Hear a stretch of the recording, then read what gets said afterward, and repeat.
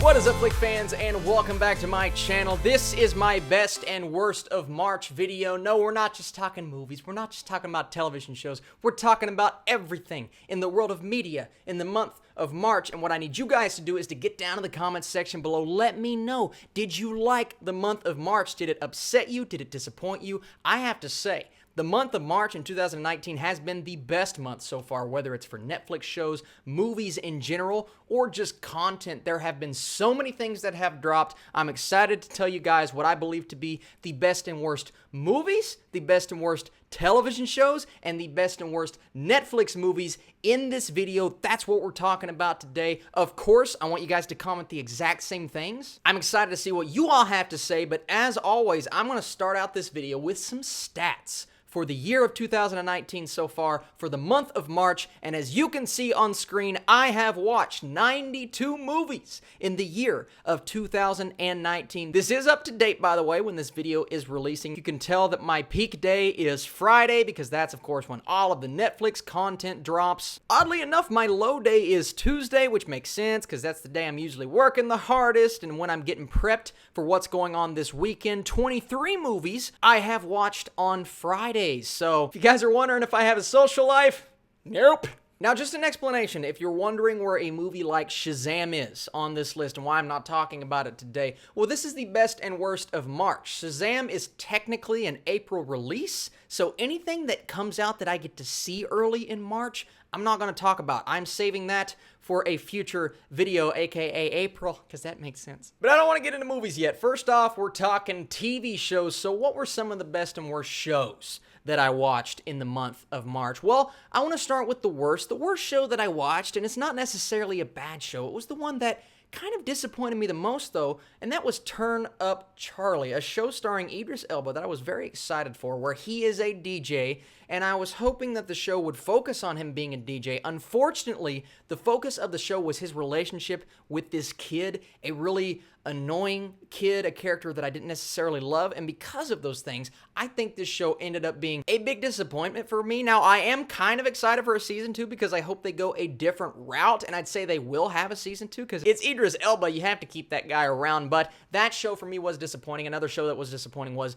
The Order, and I don't think The Order is a bad show. It just ended off on a really bad note in season 1, and it was very cliche, familiar, something we have seen before. So those two shows were very disappointing for me. Shows that I loved in the month of March: Delhi Crime, a brand new Indian show. I absolutely ate it up. Everyone in my comment section have been saying, Austin, you have to watch The Sacred Games, another Indian show that everyone loved. And here's my announcement. I'm watching it. My review will be coming at some point, especially preparing for season 2 of that show. Thank you guys so much for recommending that. I'm very happy to do it. Another show that I loved, and I love the more that I think about it, is Love, Death, and Robots. I can't believe they were able to do something like this. A show that gives you a different thing every single episode with its own contained story. And sure, not every story worked. I didn't love a few of them, but that's just a few. There were so many to choose from, so many that made me so happy watching, bringing all of these animation styles to life, the writing,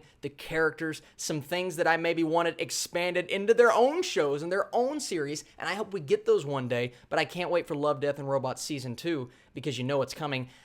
I have to say, I think my favorite show of March was On My Block Season 2 because I just watched it, I just finished it, I love these characters, I love these situations, and I'm addicted to On My Block. I could not stop watching this. I just watched Season 1 to prepare for Season 2, and I'm like, whoa, this is really good, and Season 2 is even better. And while I love all three of these shows to almost the same extent, if I had to choose, I think I would choose On My Block Season 2, which is my favorite Netflix season of a series in the month of March. Now let's get into Netflix movies. Not a ton to choose from here in the month of March, but still, I watched a few more than maybe the normal person. In terms of worst, and it's not the worst thing I've ever seen, but I really did not enjoy this movie, that is Juanita. I thought Juanita would be so much better, especially with that actress. She is incredible in pretty much everything she's ever appeared in, and she's not bad in this film at all. It's just the movie that she's in was so dull and uninteresting, and it's just something I never want to revisit, and something that I would not recommend to the average person who's like, ooh, let's find something fun to watch on Netflix.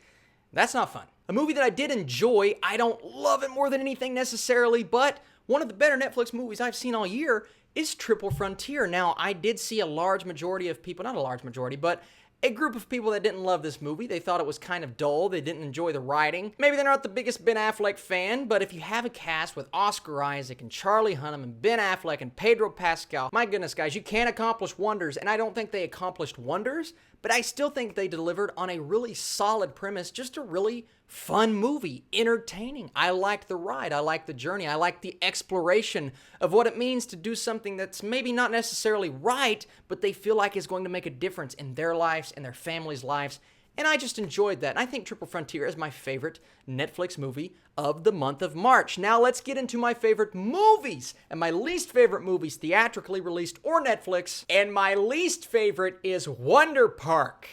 Ugh, and I knew it was going to be bad. I knew it would upset me physically and mentally as a viewer, and it did. But I didn't know how bad it was going to be. I thought it could just be like, oh, they had a huge budget for this, and they just didn't deliver, and it's a movie that kids will love, but adults, no. This is a movie that I don't recommend for anyone. Sure, it's cute at times, but when you have bus drivers that just leave the kids, they don't do head counts, and characters are almost swearing, but the entire movie and the premise and the comedy is for like 4-year-olds, you're not balancing tone, right? You're not executing what this premise should have been. It should have been a fun ride for kids that adults could take their kids to and not nod off.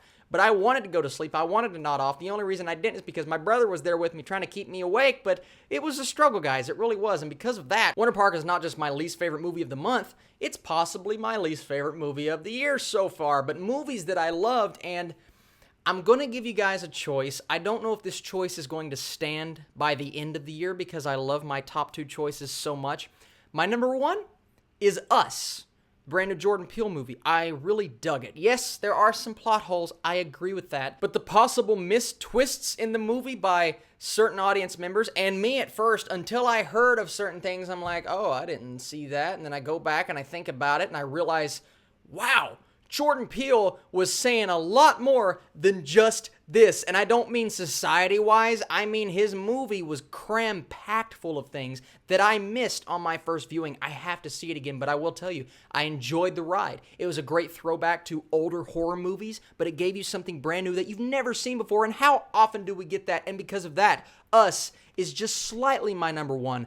But I don't know if I'm going to be able to say that at the end of the day because both of these movies are right here. Because Dragged Across Concrete was just an awesome and riveting slow burn experience that you had to be invested in to get the payoff that you needed from that final 30 minutes. It's a very long movie, and that's one of my detriments against the film is that I think it's too long, but for what the director was going for, the same director of Brawl and Cell Block 99, I thought this movie was just great. Vince Vaughn and Mel Gibson, their dialogue together was incredible. Now, a lot of people are saying, well, this movie does some things that are going to upset people and says some things that maybe isn't for everyone, especially in the year of 2019. And I kind of agree with that, but the fact that it is so gritty and realistic and it pushes those limits, which is something that people do now, people still act like this. I'm just saying. And if it makes you mad, I get it. If you don't like the movie because of that, I get it. But I loved it because it was so realistic and because it wasn't afraid to push those buttons. And I think Dragged Across Concrete is a movie that a lot of people are going to find and just absolutely love. I know a lot of my critic friends are thinking the same thing. They're like, why is this film not being talked about more? Because it was so well written and it was so well directed. The cinematography and just the music, everything about it